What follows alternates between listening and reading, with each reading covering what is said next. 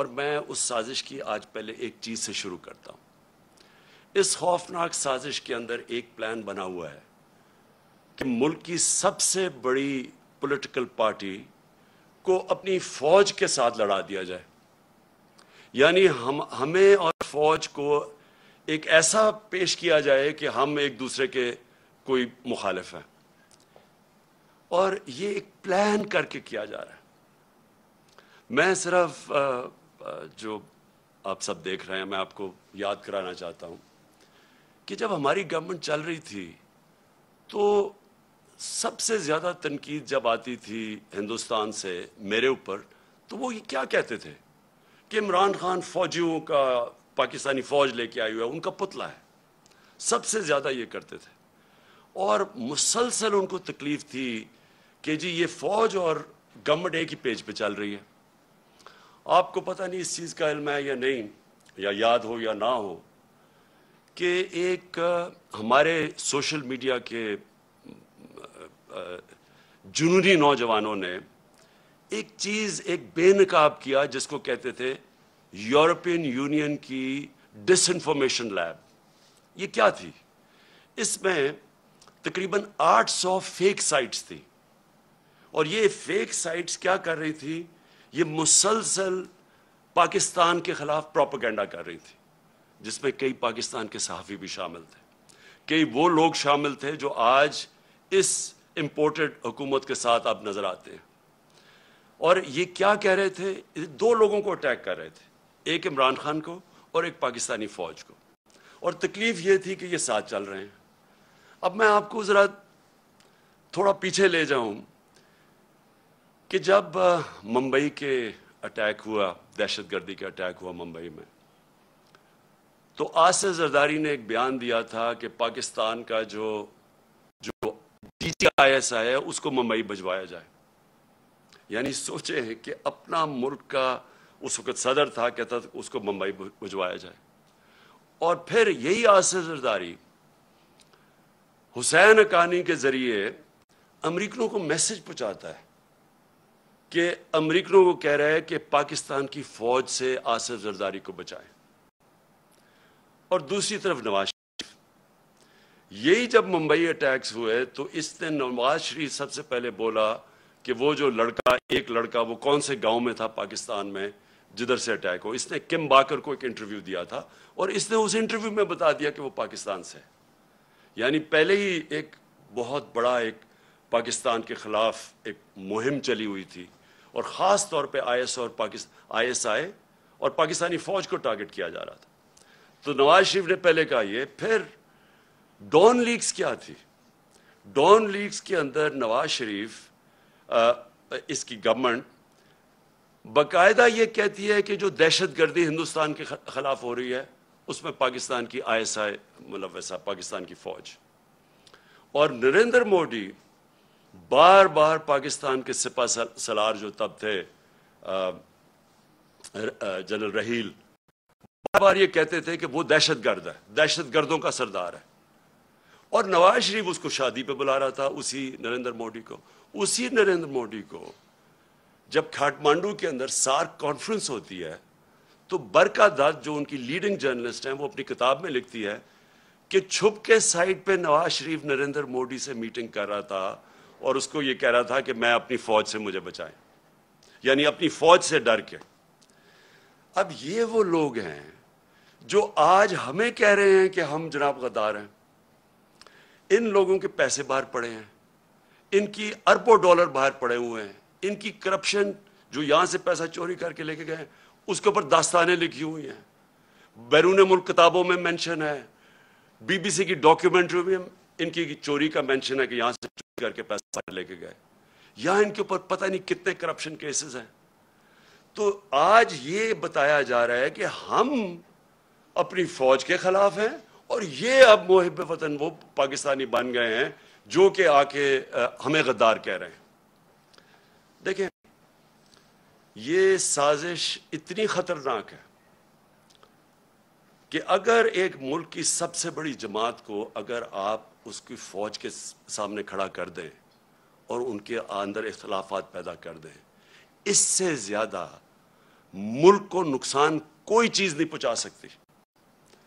میں 18 سال کا بھی نہیں تھا جب میں ایسٹ پاکستان میچ کھیلنے گیا, مجھے یاد ہے 1970 مارچ میں, اور میں میرا فرسٹ کزن تھے بریگیڈیئر شفیق, ان کے ساتھ ٹھہرا ہوا تھا.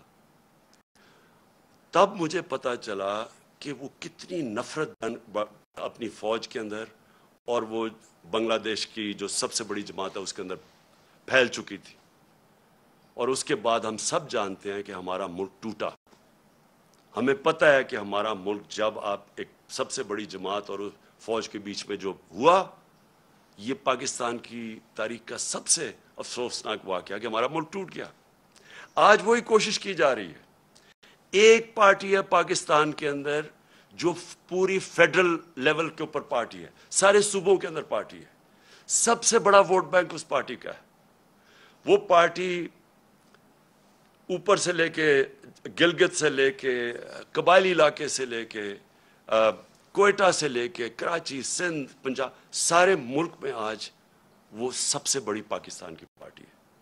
اور یہ سازش کی جا رہی ہے, اور سازش وہ لوگ کر رہے ہیں جو اس بیرونی سازش کا حصہ ہیں, کولیبریٹرز ہیں وہ. اور وہ سازش کیوں کر رہے ہیں اب میں بتاؤں. ہوا کیا, پہلے ہماری گورنمنٹ گرائی گئی, انہوں نے سمجھا کہ ختم ہو جائے گا. یہاں جب گورنمنٹ جاتی ہے لوگ مٹھائیاں بانٹتے ہیں, وہ پبلک سڑکوں کے اوپر آ گئی. پھر ہم نے ایک پرامن احتجاج کرنا تھا 25 مئی کو. انہوں نے وہ یعنی عوام کے خلاف جو ظلم کیا ہے, یعنی کبھی اس ملک کی تاریخ میں ایسی حرکتیں نہیں ہوئی. 2-3 بجے لوگوں کے گھروں میں جا کے وہاں عورتوں نہ چادر نہ چار دیواری کی فکر, وہاں انہوں نے دہشت پھیلائی. کبھی ایسی دہشت نہیں پاکستان میں پھیلائی گئی جس طرح کی شیلنگ کی فیملیز لوگوں پہ. یعنی جو انہوں نے کر سکتے تھے وہ ظلم کیا, اور اس کے پیچھے ایک ہی سوچ تھی کہ اس کو کرش کر دو پارٹی کو. ان کے ممی ڈیڈی ٹائپ لوگ ہیں, یہ جب ہم پورا زور لگائیں گے ان کو ڈرائیں گے, یہ سارے گھروں میں بیٹھ جائیں گے.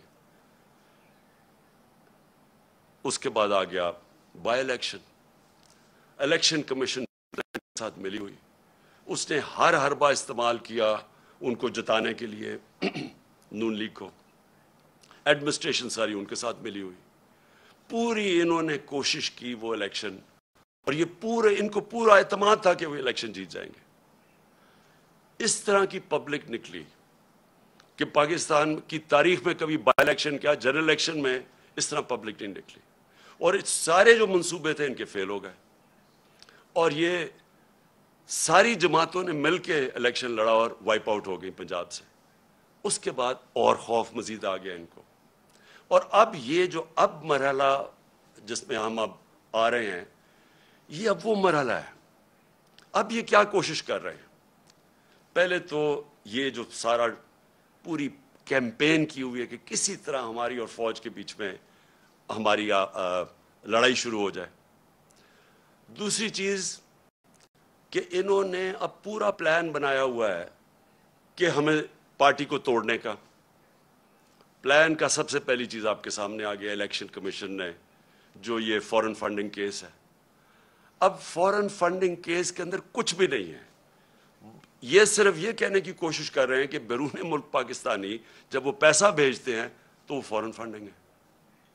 وہ پارٹی جس کی پاکستان کی تاریخ میں پہلی دفعہ جس نے ایک باقاعدہ پولیٹیکل فنڈ ریزنگ کی ہے, جس کا کوئی اس ملک کے اندر کوئی نہ کبھی کسی نے پہلے کی, اور نہ یہ وہ پارٹیز جن کے سربراہوں کو لوگ کرپٹ سمجھتے ہیں وہ کبھی فنڈ ریزنگ نہیں کر سکتی. تو وہ پارٹی جس نے پولیٹیکل فنڈ ریزنگ کی, جس پارٹی نے باقاعدہ 40,000 ڈونرز کے نام دیے ہوئے 2012 میں, 40,000 لوگ, وہ لوگ خود کال کر کے کہتے ہیں کہ ہاں ہم ڈونر ہیں. ان میں سے کئی لوگوں کو انہوں نے بتا دیا کہ جی کوئی فورن نیشنل وغیرہ, جو ان کو کئی پاکستانیوں کو بنا دیا کہ جی یہ تو غیر ملکی ہیں. وہ پارٹی جس نے فنڈ ریزنگ کی, جس کی ساری آڈٹ رپورٹس ہیں, جس کی ایک ایک چیز ہمارے سامنے ہم نے ان کو الیکشن کمیشن کو دی ہے, اس پارٹی کے اوپر سارا نزلہ گر رہا ہے. اور میں بار بار کہتا جا رہا ہوں کہ ہم 4-5 سال سے کہہ رہے ہیں, بلکہ عدالت بھی کہے ان کو بیٹھی ہے کہ ان پارٹیز کی اکٹھی اگر آپ نے آڈٹ کرنا ہے فنڈ ریزنگ تو اکٹھی کریں. میں صرف اس لیے کہہ رہا تھا, میں کیوں چاہتا ہوں کہ اکٹھی ہو, کیونکہ مجھے پتا ہے ہم نے کیسا پیسہ اکٹھا کیا ہے. مجھے پتا ہے کہ ہم نے کیونکہ لوگوں نے ہمیں پیسے دیے ہوئے تھے, ہم نے اپنی ساری آڈٹ رپورٹس, پوری ہماری بکس تیار ہے. مجھے اتنا بھی پتا ہے کہ ان دو پارٹیز کے پاس کچھ بھی نہیں ہے, نہ ان کے پاس کسی نے ان کو پیسے دیے آج تک, نہ کوئی پیسے دے گا ان کو, نہ ان کے پاس کوئی آڈٹ رپورٹس ہیں, نہ ان کے پاس کوئی بکس ہیں, نہ ان کے پاس کوئی ڈونر بیس ہے. یعنی کدھر سے پیسہ آیا ان کے پاس؟ یہی الیکشن کمیشن عدالت کے آرڈر کے باوجود انہوں نے صرف تحریک انصاف کو کٹہرے میں کھڑا کیا ہوا اور اتنی جھوٹی رپورٹ بنائی ہے, ایسی ایسی چیزیں اس رپورٹ میں لکھی ہیں جو جس دن میں چیلنج کرتا ہوں, جس دن اس کے اوپر صحیح معنی میں عدالت کے اندر یہ تفتیش ہوگی, میں یہ چیلنج کرتا ہوں کہ پاکستان میں یہ ثابت ہوگا کہ ایک پارٹی نے اس ملک کے اندر صحیح معنی میں پیسے اکٹھے کیے ہیں جو پولیٹیکل فنڈ ریزنگ ہوتی ہے. اور الیکشن کمیشن ان کے ساتھ مل کے کیا کوشش کر رہی ہے, وہ اس پارٹی کو جس نے سارے ایک ریکارڈز کر کے اور ساری پولیٹیکل فنڈ ریزنگ جو ہوتی ہے ساری دنیا میں وہ کی ہے, اس کو کوشش کر رہے ہیں بین کرنے کی. اس سازش کا حصہ, یہ وہی سازش کا حصہ ہے کہ کسی طرح, کیونکہ اب ان کو یہ آپ ہرا نہیں سکتے, الیکشن آئیں گے تو یہ جیت جائے گی, تو اس کو آپ ٹیکنیکلی ناک آؤٹ کرو. تو ایک وہ انہوں نے عارف نقوی کا نام لے لیا. 2012 میں صرف اپنی قوم کو بتانا چاہتا ہوں کہ پاکستان کا جو رائزنگ سٹار تھا, جو اس ملک میں سب سے تیزی سے انٹرنیشنل سین کے اوپر جو فائنانس کے تیزی سے اوپر جا رہا تھا, اس کا نام عارف نقوی تھا. اس نے کراچی الیکٹرک, ہم نے نہیں اس کو کراچی الیکٹرک کی پرائیویٹائزیشن کی, وہ ان دو پارٹیز کے دور میں وہ اس کو کراچی الیکٹرک کی اس کو دی گئی تھی پرائیویٹائزیشن میں. اور اس کی بل گیٹس اس کو پیسے اس کو انویسٹ کر رہا ہے اس کے فنڈ کے اندر, وہ پرنس چارلز کی چیریٹی کو پیسے دے رہا ہے. اور یہ الیکشن کمیشن کہہ رہی ہے ہم 2012 کی بات کر, کہتی تھی 2018 میں وہ فراڈ اس کے اوپر چارجز لگے. یعنی اس لیول پہ انہوں نے جا کے کوشش کی ہے کہ کسی طرح ہمیں ڈسکریڈٹ کرے, اور میرا نام لے دیا کہ جی اس نے سرٹیفکیٹ دیا ہوا ہے اور اس نے کنسیل کیا اکاؤنٹس. میں آج آپ کو پھر سے کہہ دوں کہ سرٹیفکیٹ دینا ہمیشہ جب آپ سرٹیفائی کرتے ہیں وہ ایک پروسیس سے آپ کے پاس پہنچتی ہے. میں بکس نہیں پڑھ کے سرٹیفائی کرتا, وہ پہلے شروع ہوتا ہے نیچے سے, ہماری فائنانس ڈپارٹمنٹ کرتی ہے, وہ پھر بیٹھتی ہے آڈیٹرز کے ساتھ, ان کے ساتھ کتابیں ریکنسائل کرتی ہے, وہ پھر جاتی ہے پارٹی کی مینجمنٹ کمیٹی میں, وہ مینجمنٹ کمیٹی جب کلیئر کرتی ہے تو وہ میرے پاس آتی ہے, تو میں دستخط ان کے کہنے پہ کہتا ہوں to the best of my ability.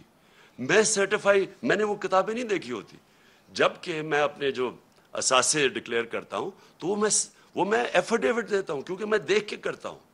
تو اس کے اوپر یہ کوشش کر رہے ہیں ڈسکوالیفائی کرنے کی. ایک یہ ان کا طریقہ ہے. دوسرا یہ توشہ خانہ کیس ہے.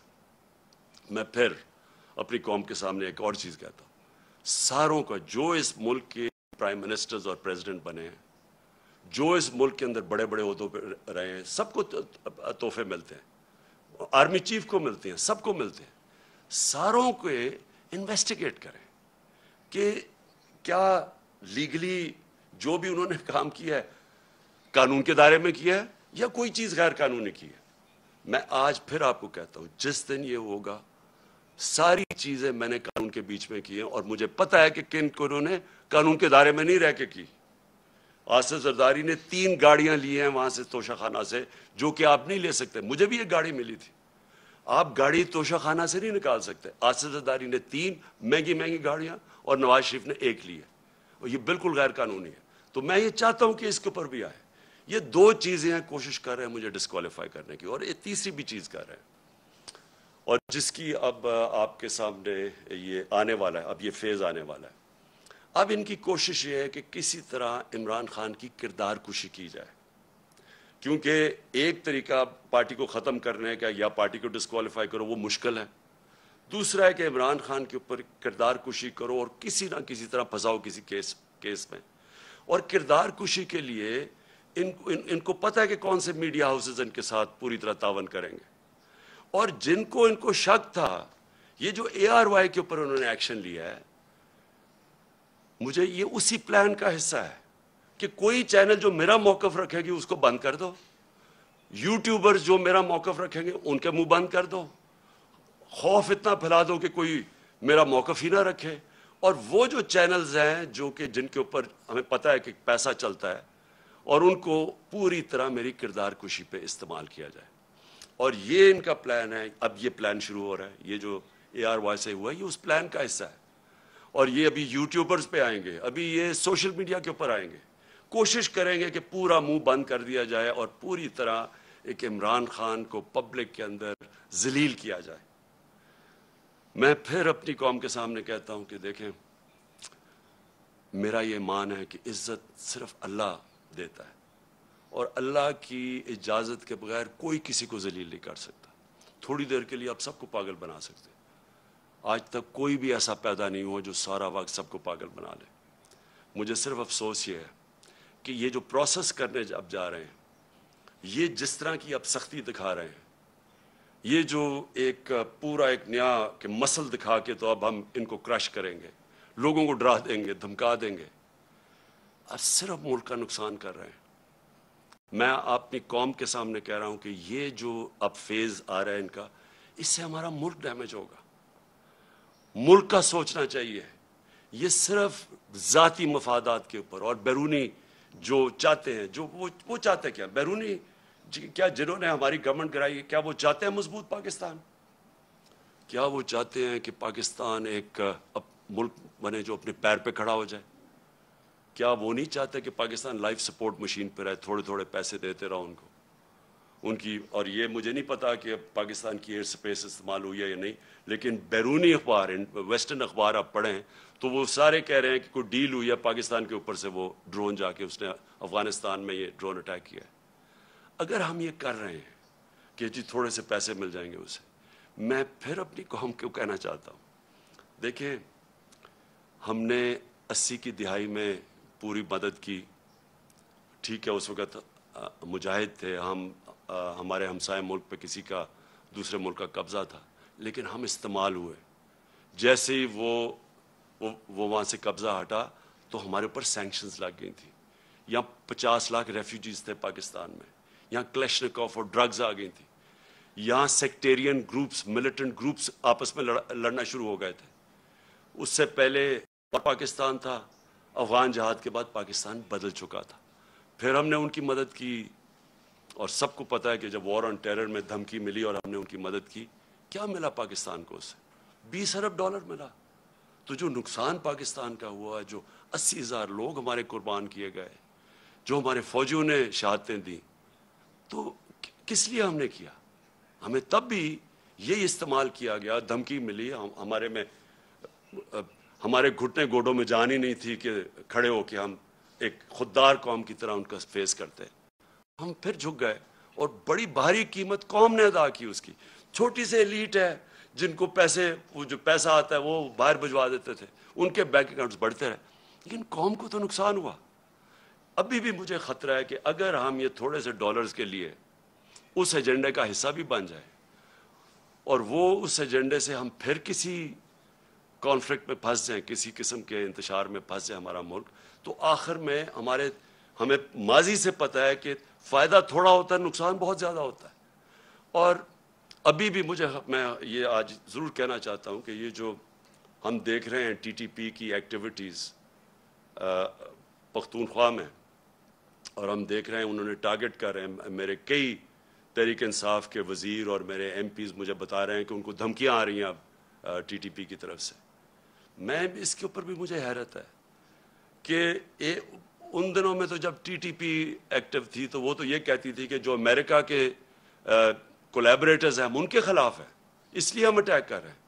تو یہاں تو وہ گورنمنٹ ہے جو ایک آزاد پاکستان چاہتی ہے، تو اس کو کیوں ٹارگٹ کیا جا رہا ہے؟ مجھے اس میں بھی ایک سازش نظر آ رہی ہے.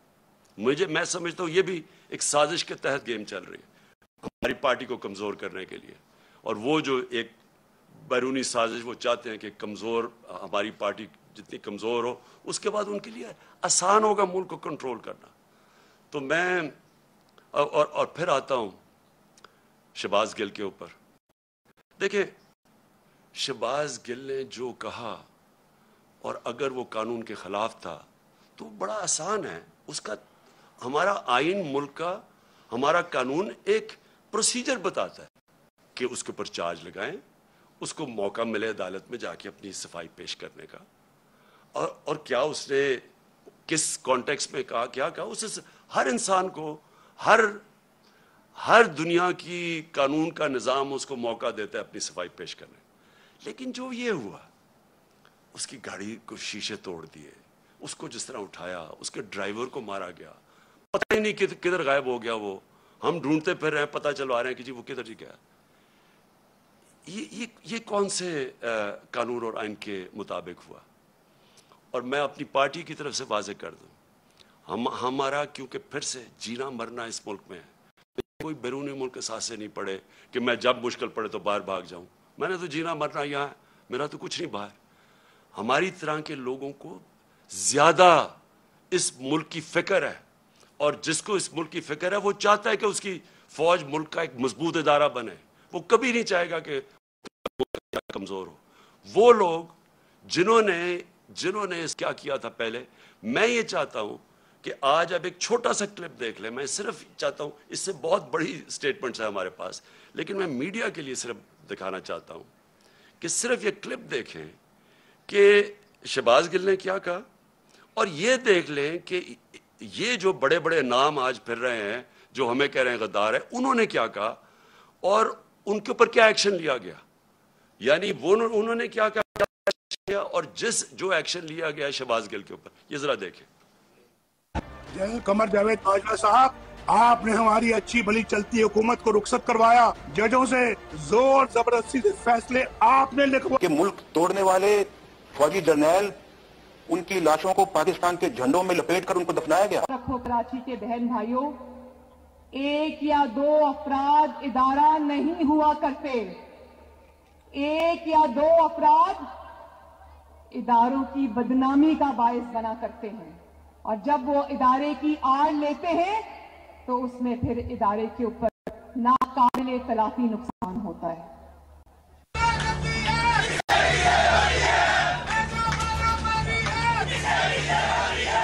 तो हमारी किरदार कशी करना छोड़ दो। अगर हमने आपकी शुरू की तो पता नहीं पाकिस्तान बनने से आज तक कितने जनरलों की शुरू हो जाएगी।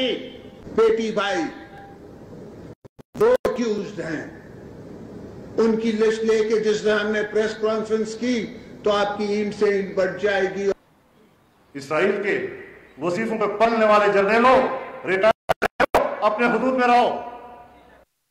काम की हड्डियों से गोश्त तक जो है इन्होंने निचोड़ लिया है और उतार लिया है। अभिनंदन की क्या बात करते हैं। चीफ ऑफ आर्मी स्टाफ तशरीफ लाए, पैर कांप रहे थे, पसीने माथे पे थे। शाह महमूद साहब ने कहा कि खुदा का वास्ता है अब इसको वापस जाने दें, क्योंकि 9 बजे रात को हिंदुस्तान पाकिस्तान पे अटैक कर रहा है। वो कोई हिंदुस्तान ने अटैक नहीं करना था, कुछ नहीं होना था, सिर्फ घुटने टेक के। अब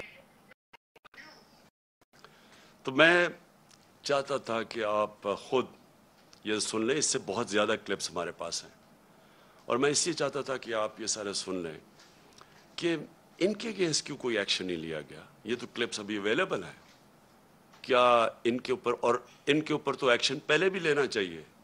जो ये सारा डॉन लीक्स था और जो मेमो गेट था, ये लोग आज ठीक हैं, और हम वो पार्टी जिसने आज तक सिर्फ अपना मुल्क का सोचा है, जिसने इस सारी जो जद्दोजहद हमारी हुई है, आप यकीन करें कि अगर कोई भी, जिस तरह हमने ये मुश्किल वक्त से गुजरे हैं, जो हमारे ऊपर मुश्किलें गुजरी हैं, मैं आज आपको कहता हूं कि हमने हर वक्त सिर्फ और सिर्फ पाकिस्तान का सोचा है।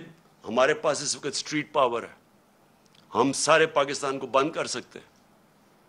हमें सिर्फ के मुल्क के माशी हालात आज ऐसे हैं कि हमें अपने मुल्क की फिक्र करनी चाहिए, और इसलिए हर चीज मुजाहरे भी करते हैं। तो पुरअमन, सिर्फ 25 मई को हमारा पुरअमन मुजाहरा था जब इन्होंने हमारे पर इंतहा का जुल्म किया। आज तक कोई एक बताया कि हमने अपने मुल्क में कोई तोड़ फोड़ की, कोई हमने अपने मुल्क को नुकसान पहुंचाने की कोशिश की, जबकि ये वो लोग हैं जिन्होंने اور جو چیزیں چھوڑے، جو انہوں نے اس ملک کو لوٹ کے باہر پیسہ لے کے گئے ہیں، یہ کیسے محب وطن ہو گئے؟ تو میں آخر میں صرف یہ چاہتا ہوں کہ یہ جو کوششیں ہو رہی ہیں سازش کر کے ایک ملک کی سب سے بڑی جماعت کو توڑنے کی، ہمارے لوگوں کو توڑنے کی بھی کوشش کی جا رہی ہے، اور کہ الیکشن میں کسی طرح یہ اتنے کمزور ہو جائیں کہ جب یہ الیکشن ہو، اور الیکشن کی پلاننگ کر رہے ہیں کہ یہ اتنے کمزور ہو جائیں اور پھر نواز شریف آئے وہاں سے انگلینڈ سے، اور اس کے بعد کہیں کہ جی دیکھیں عمران خان کو بھی ڈسکوالیفائی ہو سکتا ہے اور وہ بھی ہو سکتا ہے، ہم دونوں کو ایک ملا دیں، اور اس کے بعد یہ پھر وہی اسی الیکشن کے ذریعے الیکشن کروائیں۔ یہ گیم ہے بیسکلی کہ کسی طرح ہمیں چھوٹا کر کے کٹ ٹو سائز کریں۔ میرا اگلا سوال یہ ہے، جو بھی یہ پلاننگ کر رہے ہیں، کیا یہ پاکستان کے لیے بہتر ہے؟ کیا پاکستان اس میں سے اس دلدل سے نکلائے گا؟